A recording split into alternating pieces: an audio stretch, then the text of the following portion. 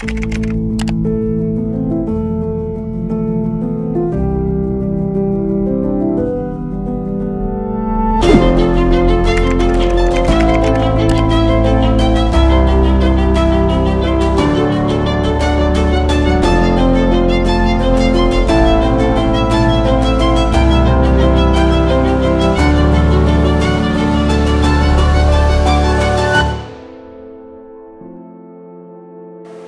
এবার next case প্রেজেন্টেশনের জন্য ডেকে নিতে চাই আমাদের very qualified medical technologist mister সৌমেনকে দু এক কথা আমি বলি। আমরা যখন ডিউটিতে থাকি তখন সৌমেন থাকলে আমাদের একটা স্পেশাল সাহস বেড়ে যায়। এটা আমি কেন বলতে বাধ্য হচ্ছি পোডিয়াম থেকে, কারণ হচ্ছে he is extremely dedicated. Not only that, সৌমেনের একটা বড় গুণ সেটা হচ্ছে এই যে, যেটা আমি সকল আমাদের ইয়াং নার্সিং স্টাফ এবং যারা কাজ শিখছে তাদেরকে বলতে চাই, হি ইজ অলওয়েজ লার্নিং। যে আমাদের অনলাইন অফলাইন ক্লাসেসগুলো হয় সেগুলো সৌমেনই মোস্টলি অর্গানাইজ করে। শুধু তাই নয়, he keeps records of different cases, যেটা হয়তো আমরা সময়ের অভাবে করতে পারি না। সেই ভূমিকাটা সৌমেন নিয়ে বিভিন্ন ধরনের কেসকে রেকর্ড করে, তার এভিডেন্স রেকর্ড করে এভিডেন্স বেসড আমরা যাতে বেস্ট মেডিসিন এবং বেস্ট থেরাপি প্রোভাইড করতে পারি সেটার দায়িত্ব অনেকাংশে সৌমেন নিয়ে নেয়। এবং আজকে আপনাদের সামনে সৌমেন একটি কেস প্রেজেন্ট করবেন। আমি তার জন্য আমাদের ভেরি কম্পিটেন্ট এমটি সৌমেনকে কাইন্ডলি স্টেজে আসার জন্য অনুরোধ জানাবো। Thank you so much. Soumen, please come over. Good morning সকলকে। আমি Soumen Kole, medical technologist, MR Bangur hospital. আজকে আমরা আবার একটা C3 প্রেজেন্ট করতে চলেছি। এর আগেও আমরা করেছি, 5 বার আমরা করেছি, তখন বিভিন্ন টপিকে আমরা আলোচনা করেছি। এইবার আমাদের যে আলোচনাটা হবে সেটা হচ্ছে acute kidney injury in CCU আমরা কিভাবে ম্যানেজ করি। Hello, sound. আমরা কিভাবে সিসিইউয়ে ম্যানেজ করি, আর একটা জিনিস আমরা রেনাল থেরাপি কিভাবে আমরা ম্যানেজ করি সেটা নিয়ে আমরা আলোচনা করব। তো আমার বেসিক্যালি যেটা আছে আজকের প্রেজেন্টেশন, সেটা আমরা একটা কেস এখানে প্রেজেন্ট করে দেখাবো যে আমরা একটা নতুন কেস কিভাবে পেয়েছি এবং সেটা কিভাবে ম্যানেজ করেছি। তো আমরা শুরু করি। 45 বছরের একটা মেল পেশেন্ট আমরা পাই সিসিইউতে। আমরা যখন তাকে পেয়েছি প্রথমবার, তখন তার সিভিয়ার শ্বাসকষ্ট হচ্ছিল, ঠিক আছে। এসবই নিয়ে আমাদের কাছে আসে। তো যখন আমরা সিসিইউতে পেয়েছি, সে ড্রাউজি ছিল, ডিসকনিক ছিল। ব্যাকগ্রাউন্ড হিস্ট্রি যখন আমরা চেক করি তখন পাই তার ডায়াবেটিক, 24-25 বছর থেকে সে ডায়াবেটিক, তখন থেকে ডায়াগনোসিস হয়েছে এবং সেটা নিয়ে সে আছে। এবং তার সাথে সিকেডি স্টেজ 4 ডায়াবেটিক নেফ্রোপ্যাথি আছে। ঠিক আমাদের এখানে আসার 1 সপ্তাহ আগে তাকে সাপে কামড়ায় এবং আমাদের যে প্যারালাল হেলথ ইউনিট আছে সেখান থেকে ডায়াগনোসিস করে যে এটা ভাইপার বাইট। সেই অবস্থায় তাকে এমআর বাঙ্গুর হসপিটালে শিফট করা হয়। এখানে আসার পর ওয়ার্ডে থাকে। তারপর তার আবার শ্বাসকষ্ট শুরু হয়, তাকে সিসিইউতে পাঠানো হয়। সিসিইউতে আসার পর তাকে ডায়ালিসিস করে তার যে পালমোনারি ইডিমা ছিল সেটা ওভারকাম করে তাকে আবার ওয়ার্ডে ট্রান্সফার করে দেওয়া হয়। আমি আজকে যেই দিনটার কথাটা বলবো সেই দিনটা হচ্ছে ওয়ার্ডে শিফট করার ঠিক 2 দিন পর আবার তার শ্বাসকষ্ট শুরু হয়। এবার তাকে আবার ওয়ার্ড থেকে সিসিইউতে পাঠানো হয়। এবং যখন আমরা তাকে সিসিইউতে পাই তখন তাকে প্রথম আমরা এক্সামিন করে যেইগুলো পেয়েছি স্ক্রিনে আছে, pallor nil, cyanosis positive, JVP বেড়েছে, pedal oedema positive, blood pressure 170/110, heart rate 156 per minute, respiratory rate 36। আমরা লিখেছি 36 কিন্তু এটা ফ্যাকচুয়েট করছিল, 40, 42, 50 অব্দি রিচ করছিল। Saturation 65% with oxygenation, without oxygen 65 না, উইথ অক্সিজেনেশন 65% স্যাচুরেশন।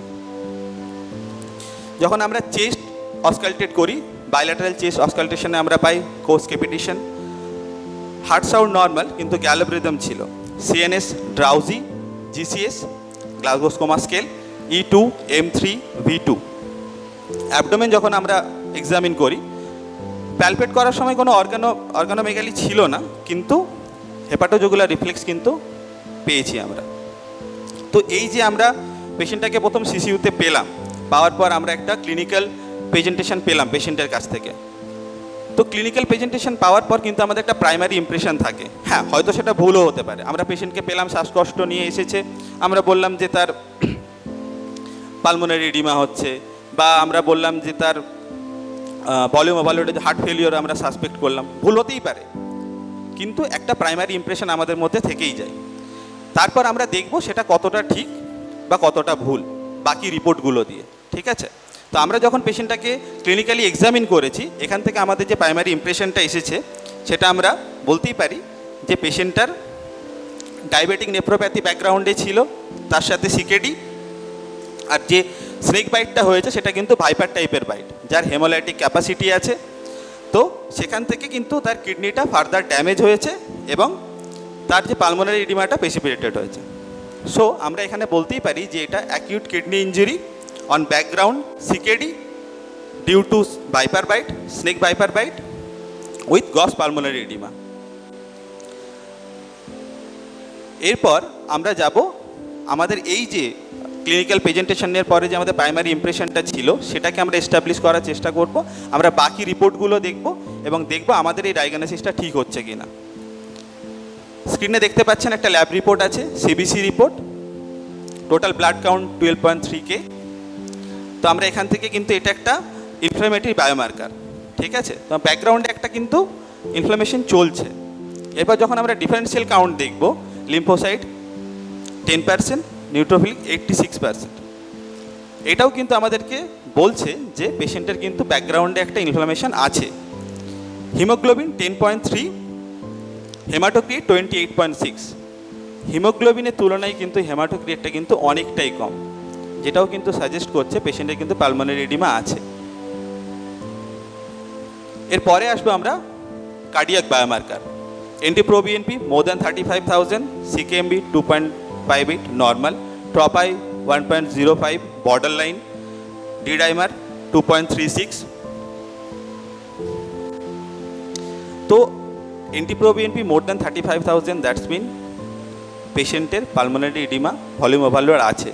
এবার এটা দুটো কারণ হতে পারে, একটা কার্ডিওজেনিক কজ, একটা নন কার্ডিওজেনিক কজ। তো আমরা যদি বাকি বায়োমার্কারগুলো দেখি সেখানে কিন্তু বাকি বায়োমার্কারগুলো সিকেএমবি থেকে D-dimer সবগুলোই কিন্তু নর্মাল। তো তার জন্য আমরা বলতেই পারি যে পেশেন্টের মায়োকার্ডিয়ামটা স্টেজড উইথ ফ্লুইড, বাট তার জন্য কিন্তু কার্ডিওজেনিক কোনো কজ নেই, এটা কিন্তু একটা রেনাল কজ। আপনারা দেখতেই পাচ্ছেন যে ট্রপাই বর্ডার লাইন, অ্যাকিউট এবং ক্রনিক কিডনি ইঞ্জুরির ক্ষেত্রে, রেনাল ফেরিওলের ক্ষেত্রে কিন্তু ট্রপাইটা বর্ডার লাইন থাকে। সো এখানেও এই স্লাইড থেকে আমরা এস্টাবলিশ করতে পারি যে পেশেন্টের কিন্তু কার্ডিওজেনিক না, এটা রেনাল ফেলিওরের জন্য কিন্তু তার ভলিউম ওভারলোডটা হয়েছে। এবারে আসবো আমরা একটা chest X-ray, classical chest X-ray. আপনারা স্ক্রিনে যদি ভালোভাবে দেখেন দেখতে পাবেন যে এই যে মাঝখানের অংশটা, সাদা অংশটা মিডিয়াস্টিনাম, ফিল্ড আপ উইথ হার্ট, এবং দুদিকে বাদুড়ের ডানার মতো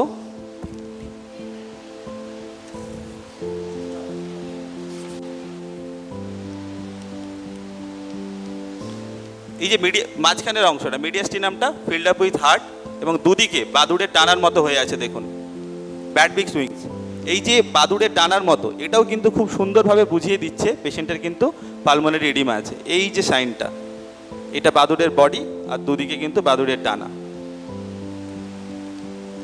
এরপর আসবো আমরা এবিজি। এটা অন অ্যাডমিশন এবিজি না, অন অ্যাডমিশন এবিজি যেটা আমরা করেছিলাম সেখানেও কিন্তু পিএইচটা কমের দিকেই ছিল, 7.33 ছিল পিএইচ, PCO2 21, PO2 ছিল 48 এবং বাকি প্যারামিটারগুলো মোটামুটি এরকমই ছিল। এই এবিজিটা যখন আমরা করেছি পেশেন্টের সিসিইউতে আসার পর ডায়ালিসিস হওয়ার 2 ঘন্টা পর, তখন যখন তার প্রথম যে আমরা এবিজিটা করেছিলাম সেটা দেখে আমাদের মনে হয়নি যে পেশেন্টকে এক্ষুনি মেকানিক্যাল ভেন্টিলেশনে দেওয়ার দরকার আছে বলে। তাকে আমরা প্রথমে HFNO দিয়ে ম্যানেজ করি এবং তারপর তাকে বাইপ্যাপে দিতে হয়, দেন ডায়ালিসিস করা হয়। ডায়ালিসিস করার পরে একটু স্টেবল হয়, কিন্তু ঠিক তার 2 ঘন্টা পরে পেশেন্টের আবার শ্বাসকষ্ট শুরু হয়। তখন আমরা একটা এবিজি করি ডায়ালিসিস হওয়ার পর। সেই এবিজিটা স্ক্রিনে আছে, পিএইচ 6.998, যেটা অ্যাসিডোসিস। কিন্তু কী ধরনের অ্যাসিডোসিস সেটা কিন্তু এই স্লাইডটা দেখে আমি বলতে পারবো না, যেহেতু বাইকার্বনেটটা এখানে আমি দেখতে পাচ্ছি না। PCO2 65 বেশি, PO2 62 হাইপক্সিক, কিন্তু লেভেলটা কি সেটাও আমি ডিসাইড করতে পারবো না যতক্ষণ না পিএফ ইন্ডেক্সটা আমি দেখছি। পরের স্লাইডে যখন দেখবো তখন আমি এটা ডিসক্রাইব করব। Haematocrit 31, haemoglobin 10.7।